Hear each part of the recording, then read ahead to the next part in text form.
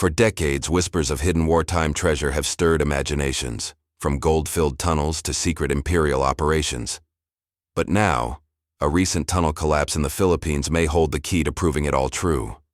Could this be the final clue that unlocks one of WWII's greatest mysteries? WWII unleashed an unprecedented wave of destruction, but alongside the battles and bloodshed, another story unfolded quietly beneath the surface, one of hidden fortunes and forgotten tunnels. As Axis powers advanced across Europe, Asia, and the Pacific, they seized not only land but also priceless assets. Gold bars, precious jewels, religious relics, and ancient artifacts were looted from banks, temples, palaces, and private homes. These spoils of war were often transported under the strictest secrecy, earmarked for future use in rebuilding empires or funding secret operations. While Nazi Germany's looting of Europe is well documented, similar operations in Asia by the Japanese Imperial Army remained shrouded in mystery for decades. In the final months of the war, with Allied forces closing in, there was widespread panic within the Axis leadership to secure their stolen wealth. Instead of transporting everything back to their home countries, which became increasingly impossible, they allegedly hid the loot in remote, secure underground locations. Over the years, these stories gave rise to myths about treasure-laden tunnels, concealed vaults, and booby-trapped caverns. In particular, the Philippines emerged as a central point in this narrative, where multiple sites are rumored to house vast amounts of hidden gold. While skeptics dismiss such stories as folklore, some historians and adventurers believe that real evidence has surfaced in recent times. The discovery of a collapsed tunnel with signs of deliberate construction, metallic echoes from radar scans, and suppressed eyewitness testimonies have all reignited public interest. If the evidence holds up, it could mark the beginning of a historical breakthrough that rewrites how we understand the post-war legacy of looted wartime treasure. Among all the tales of hidden wartime treasure, none is more captivating and controversial than the legend of Yamashita's gold. Named after Japanese General Tomoyuki Yamashita, this legend claims that during Japan's brutal conquest of Southeast Asia, treasure was systematically looted from territories such as Malaysia, Thailand, Burma, and Indonesia. The stolen wealth, estimated to be worth tens if not hundreds of billions of dollars today, was allegedly transported to the Philippines, a Japanese-occupied territory, to be hidden underground until the empire could retrieve it after the war. WWII. Operation was said to be orchestrated by a secretive Japanese royal cabal known as the Golden Lily, which coordinated the gathering and concealment of treasure with military precision. Massive tunnel networks were dug by forced labor, often Allied POWs and local prisoners, who were reportedly executed after completing their work to protect the secrecy of the sites. These tunnels were equipped with deadly traps, sealed chambers, and false walls, making modern recovery efforts extraordinarily dangerous. Following Japan's surrender in 1945, rumors began to circulate that American intelligence agents, particularly those connected to General Douglas MacArthur and the OSS, precursor to the CIA, had located some of these treasure sites. Conspiracy theories claim that much of the treasure was quietly recovered and used to fund Cold War black operations. Others believe the treasure remains where it was buried, waiting to be uncovered by modern explorers.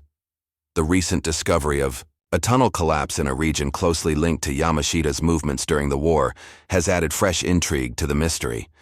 Researchers have noted architectural features consistent with wartime Japanese engineering and local oral history. Aligns with maps and documents long dismissed as hoaxes. The line between legend and history has never been thinner.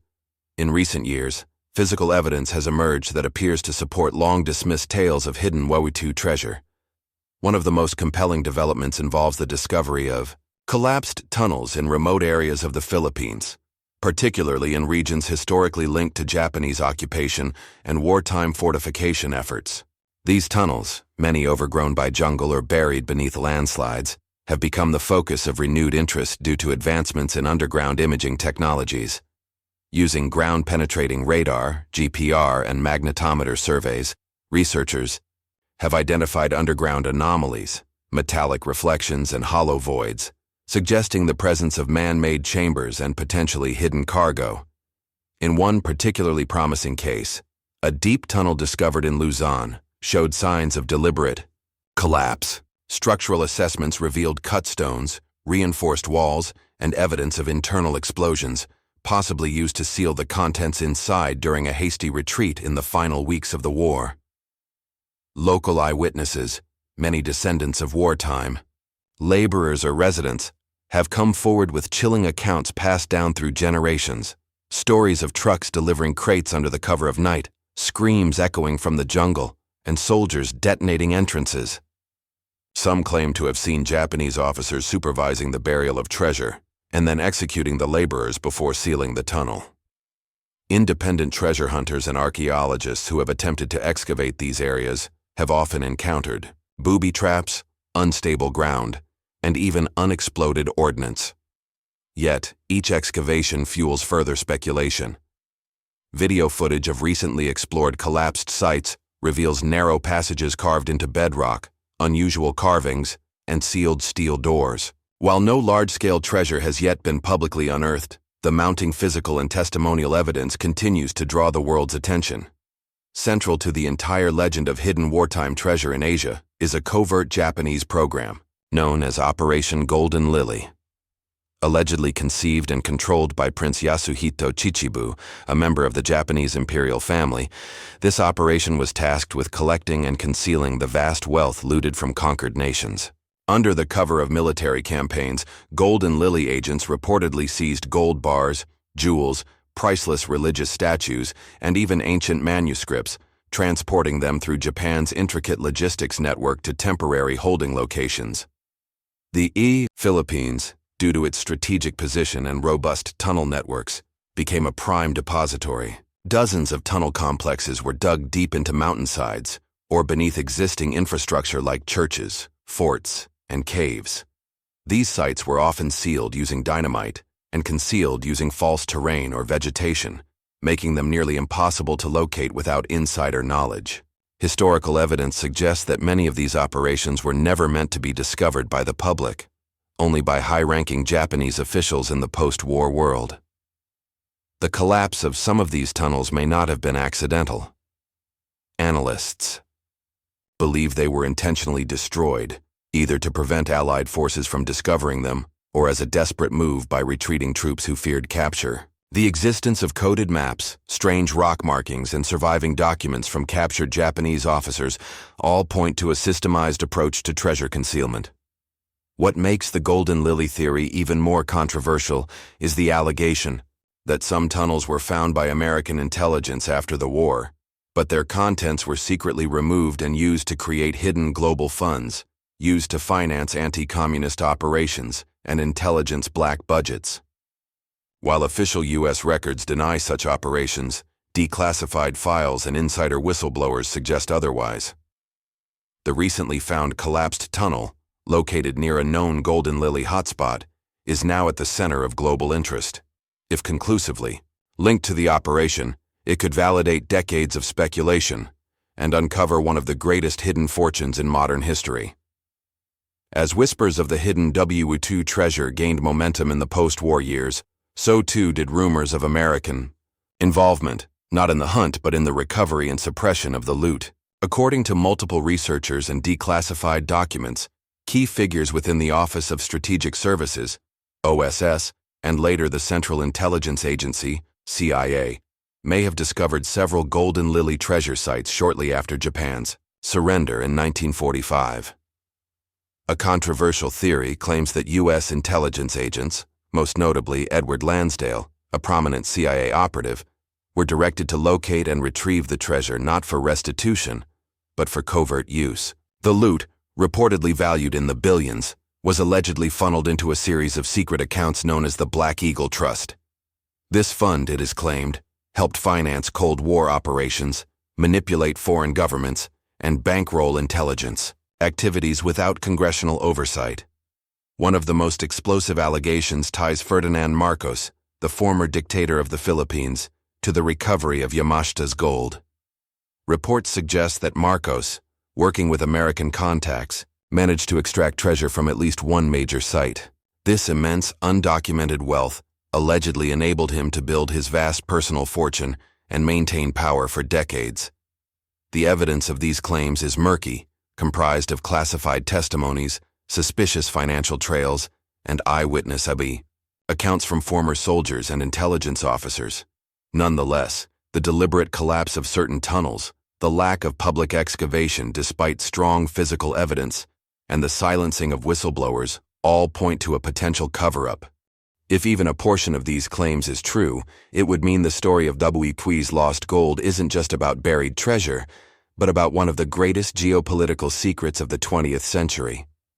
To fully appreciate the plausibility of the treasure theories, one must understand the remarkable military engineering capabilities of the Japanese during WWII.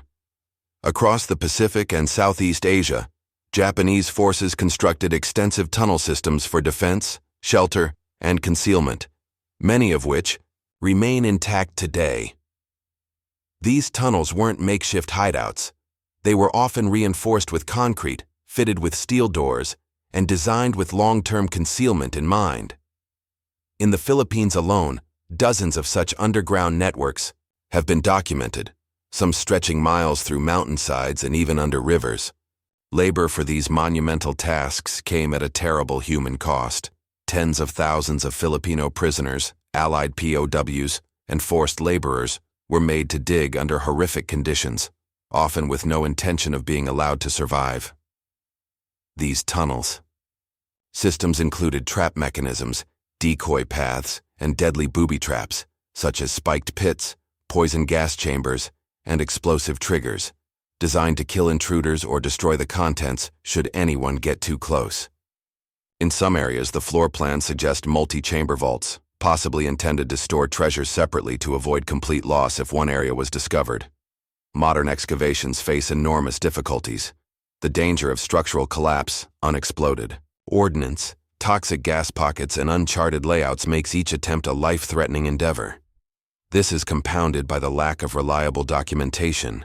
Many of the original maps were encoded or destroyed, and the few that remain are often dismissed as forgeries or fakes. The discovery of collapsed tunnels with confirmed Japanese wartime design features, such as hand-cut ventilation shafts and booby trap triggers, adds compelling weight to the claims. If one such tunnel can be safely excavated and proven to contain treasure or artifacts, it would not only validate long-held theories, but also reveal the extraordinary scale of wartime Japanese logistics, designed not just to win battles, but to protect an empire's fortune for future generations.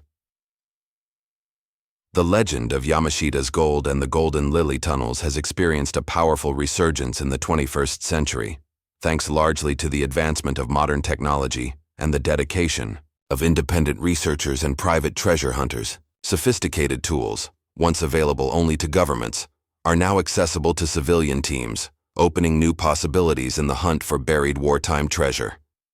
Ground-penetrating radar, GPR, LiDAR scanning, magnetometers, and even drone-mounted thermal imaging have enabled teams to map subterranean terrain with astonishing accuracy. These tools can detect cavities, metallic anomalies, and structural irregularities beneath the surface, revealing potential hidden chambers, tunnel systems, and storage vaults that were previously undetectable. In mountainous regions of the Philippines, particularly Luzon and Mindoro, researchers have identified multiple sites showing unnatural formations deep underground, often consistent with known Japanese tunnel blueprints. In 2019, one such team, working with a blend of geophysical data and old Japanese military maps, uncovered a sealed chamber beneath a collapsed hillside.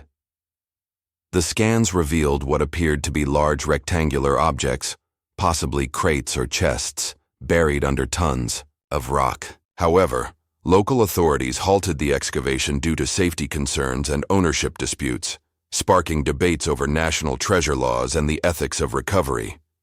Another challenge facing modern explorers is the political and cultural sensitivity surrounding these searches. Many of the tunnel areas are located on private land, ancestral grounds, or near sacred sites. The involvement of foreign investors, including Japanese and American firms, has also stirred controversy.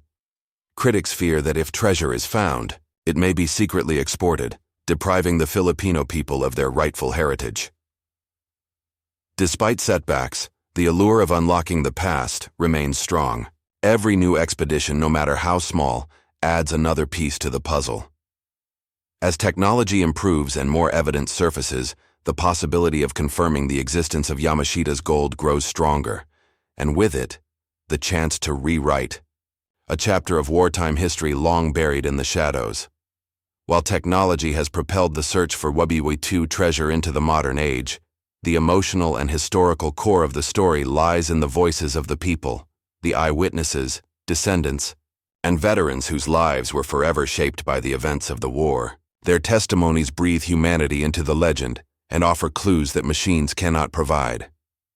In remote Filipino villages, elderly residents recall seeing Japanese soldiers march dozens of prisoners into the jungle, only to hear explosions and screams echoing shortly afterward, never to see those prisoners again.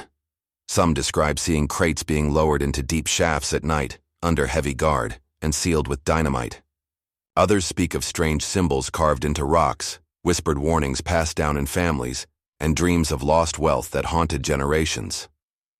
One particularly compelling story comes from a former guerrilla fighter, now in his 90s, who claims he discovered a partially sealed cave entrance in 1946. Inside he found rusted weapons, bones, and partially buried crates before being driven out by a collapsing ceiling. Though he reported the find to authorities, nothing ever came of it, and the location was soon marked off limits. Equally fascinating are the testimonies from former Japanese soldiers and engineers, some of whom broke decades of silence before their deaths. A few confirmed the existence of treasure routes and burial maps, while others admitted to overseeing the creation of trap-filled vaults designed to kill intruders and protect imperial wealth. These interviews are not merely anecdotal. They align with the physical evidence uncovered by researchers and support theories about engineered collapses and secret operations. They reveal not just what might be hidden underground, but also the trauma, secrecy, and fear that has kept it there for over 75 years. Together, the voices of the past and the tools of the present are painting an increasingly vivid picture. The story of the lost WWII gold is no longer just about treasure. It's about truth, memory, and justice long overdue.